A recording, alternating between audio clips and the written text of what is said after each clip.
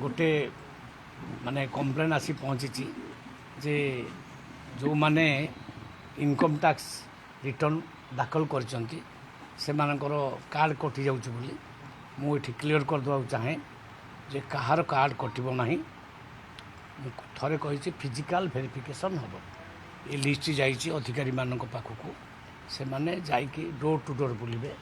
प्रकृत में कहार इनकम केते कोन केते देखिबे तापर जाई काटिबे आज भी अधिकारी मानक आउ थ रिमाइंड करछि कहार कार्ड काटंतु नाही कहा चाउल बंद हबो नाही पूरा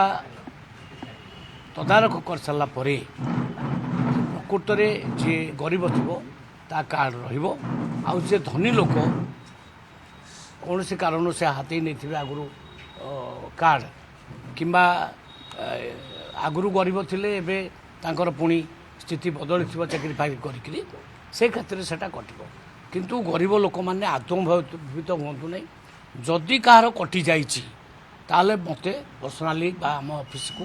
लिखि दिंतु सी समय को लिखि दिंतु ताकू एगेन इनक्वारी कर कटो ना जीरो इनकम टैक्स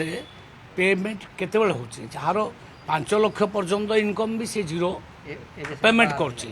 सरकार जो सेंट्रल गवर्नमेंट रो जो नियम अच्छी मासिक जार 10,000 टका इनकम हो ग्रामीण एवं अर्बान रे 15,000 मासक इनकम हो से माने कार्ड नियंतु नहीं बा कार्ड सरेंडर कर दियंतु बोली ऑर्डर आसी से कारण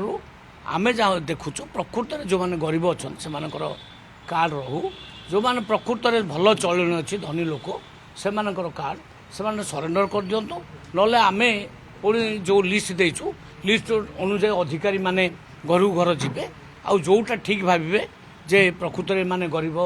नुहति धनी लोक से ही कटो गरीब लोक कहार जनकर कटो ना फिजिकल वेरिफिकेशन पर कटो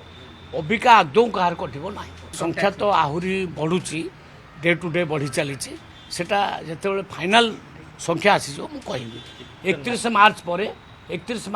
फाइनाल संख्या आपको कह जो मैंने देना कहते पर्टिकुलर मत कंप्लेन देले मु पुणी ऑर्डर पास करदेवी कहार कटो ना मुझे